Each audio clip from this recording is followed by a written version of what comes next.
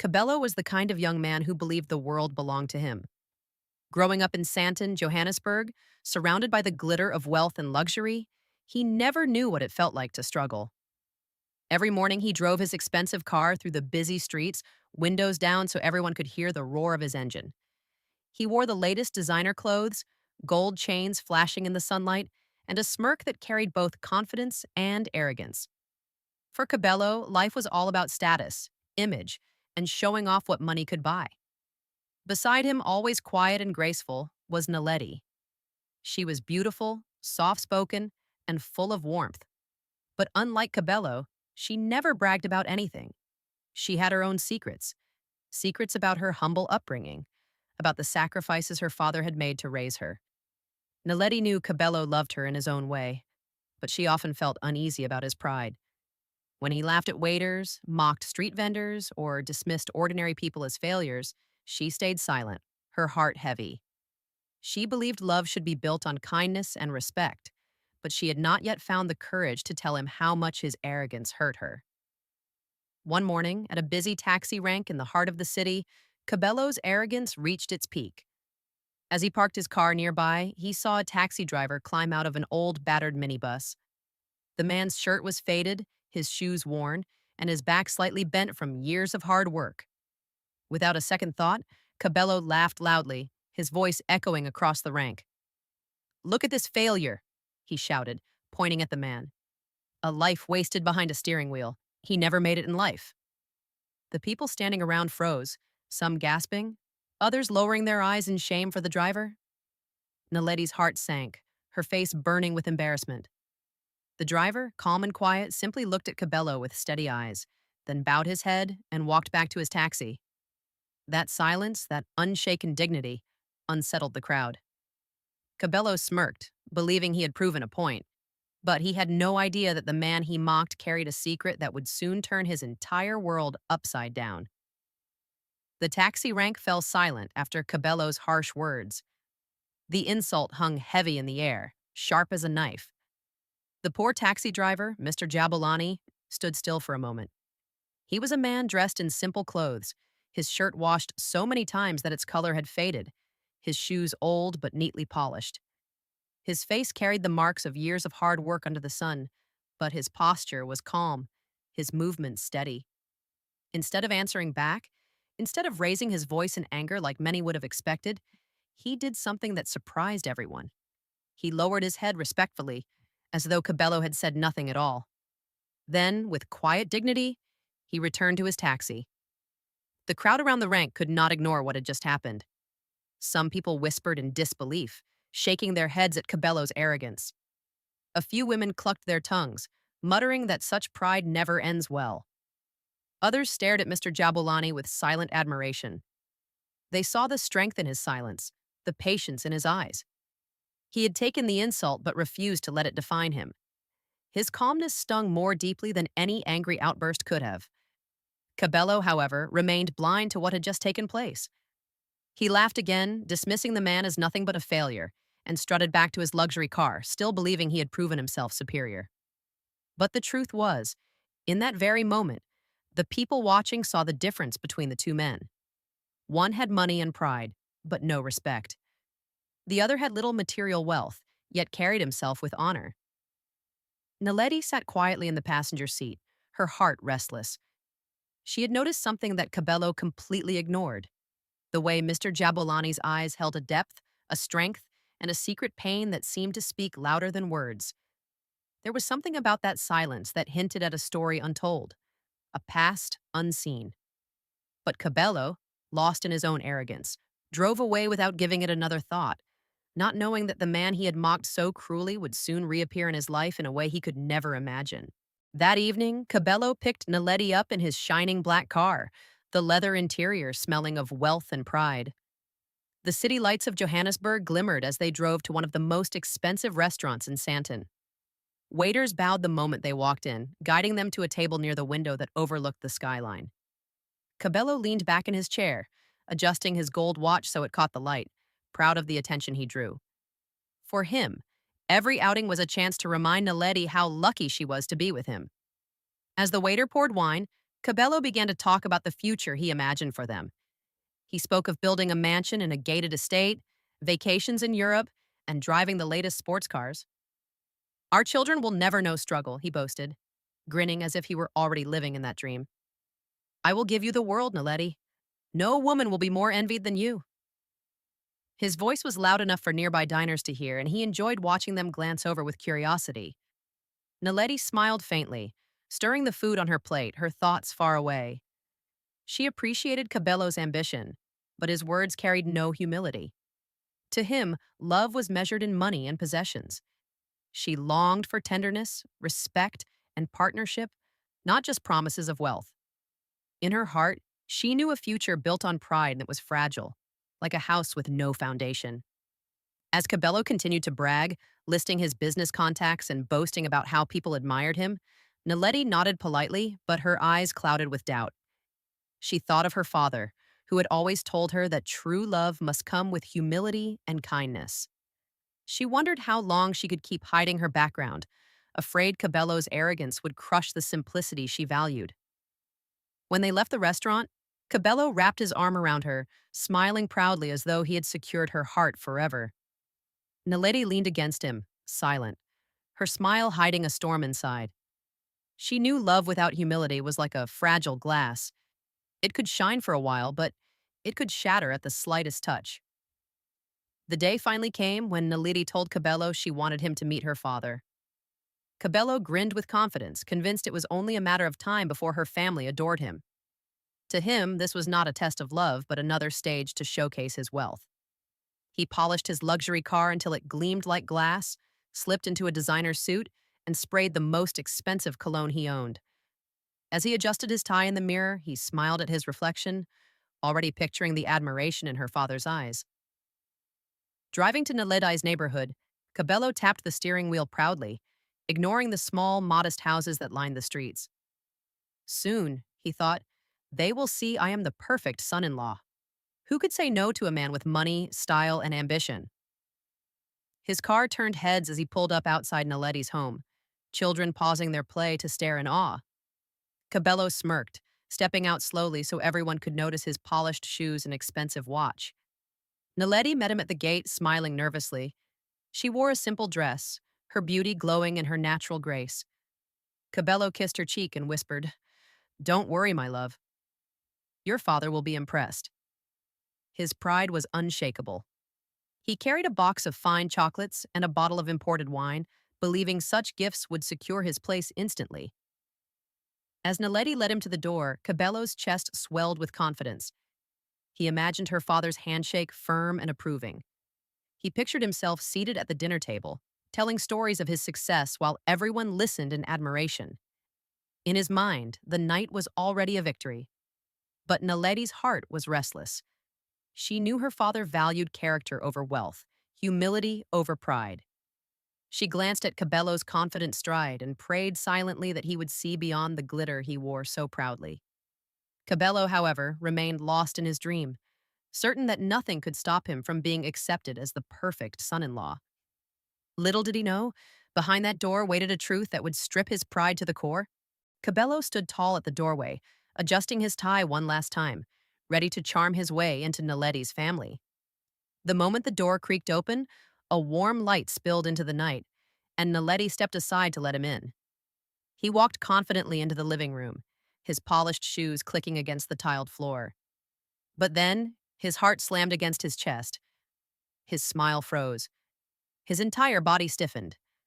There, seated calmly in a modest armchair, was the face he least expected to see, Mr. Jabulani. The same taxi driver he had mocked in front of a crowd, the man he had called a failure, was now staring right back at him. Cabello's mind replayed the moment at the taxi rank like a cruel echo. His own laughter, the insult, the mocking words that had cut deep. His throat went dry, and the confident grin he wore slipped away in an instant.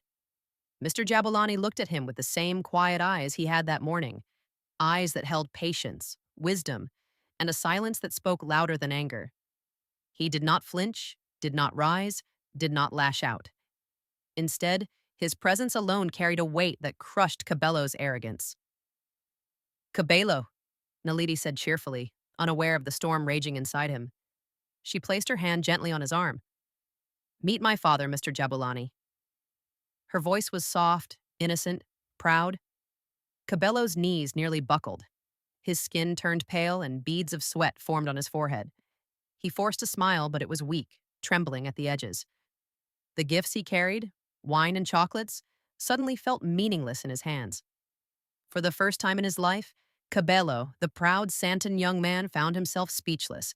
His wealth, his designer suit, his polished car outside, all of it felt powerless in front of this revelation.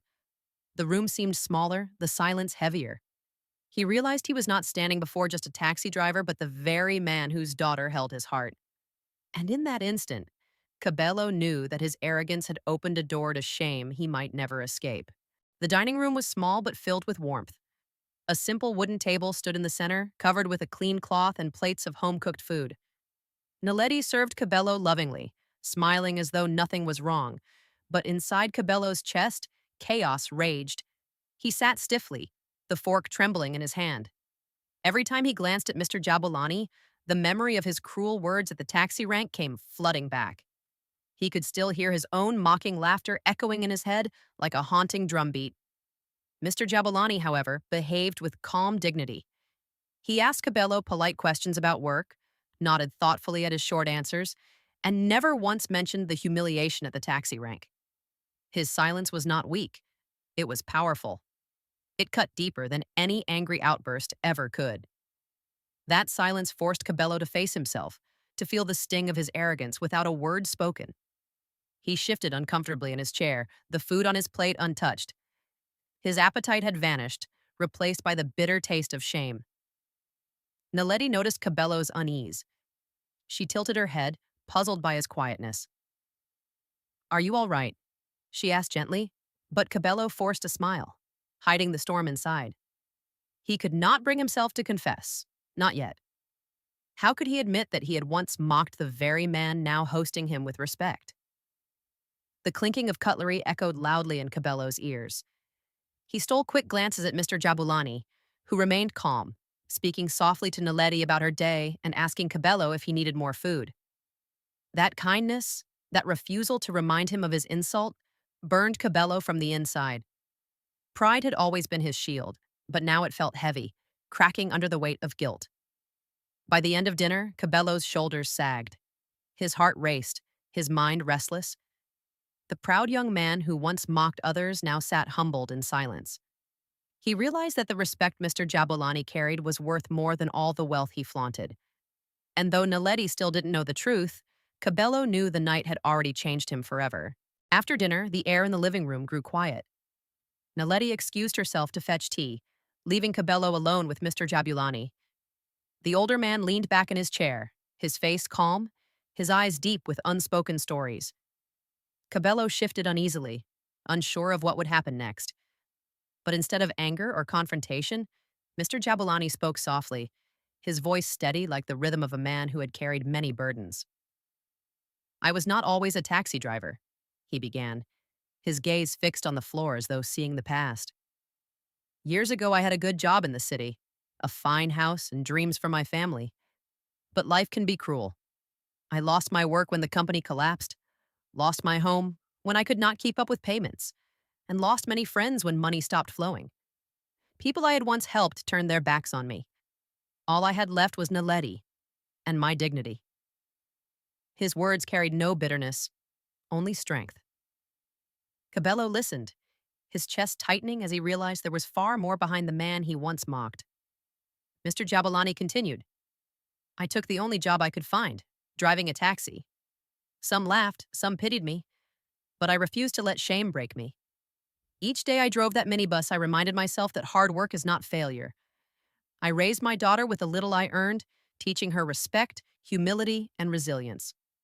That, my boy, is true wealth. Cabello swallowed hard. The quiet wisdom in those words struck him deeper than any lecture could. Mr. Jabulani turned his eyes to him, calm, yet piercing. Remember this, he said firmly. A man is not measured by the car he drives or the money in his pocket. He is measured by how he stands when life knocks him down.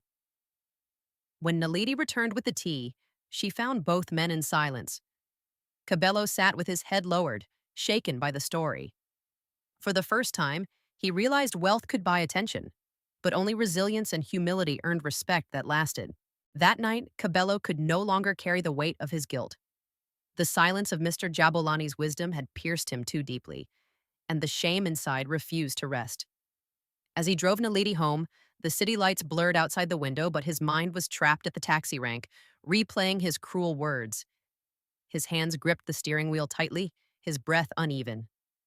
Finally, when they parked outside her house, he turned to her, his face pale. Naledi, he whispered, his voice trembling. There's something I must tell you. She looked at him, confused by the seriousness in his tone. He swallowed hard before continuing. That day at the taxi rank, the driver I mocked, the man I called a failure. It was your father. I didn't know. I was arrogant, blind, and cruel. Naledi froze, her heart sinking. Her eyes widened in disbelief, then filled with tears. She pulled her hand away from his, staring at him as though seeing him for the first time. The man she loved, the one she trusted, had humiliated the person she respected most in the world. You mocked my father? She whispered, her voice breaking. The man who raised me alone with dignity. The man who gave me everything through sacrifice. How could you?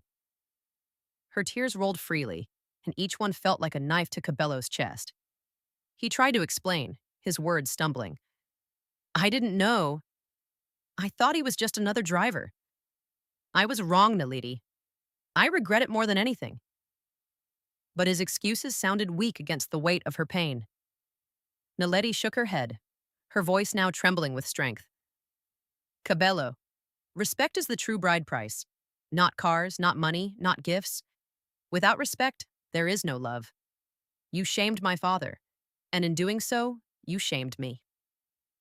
The silence between them grew heavy. Cabello bowed his head, ashamed, while Naledi turned away, her trust broken. In that moment, their love balanced on the edge of collapse, uncertain whether it could survive the wound pride had caused. For many nights, Cabello could not sleep. He tossed and turned in his luxury bed, staring at the ceiling while the memory of Naledi's tears haunted him. Her words echoed like a drumbeat in his mind. Respect is the true bride price. The shame of mocking her father, the silence of Mr. Jabulani, and the weight of losing Naledi all pressed down on him until his pride felt like chains around his neck. For the first time in his life, Cabello questioned everything he thought made him a man. One morning, instead of driving to his usual spots of comfort and glamour, he took his car to the same taxi rank where his arrogance had been on full display.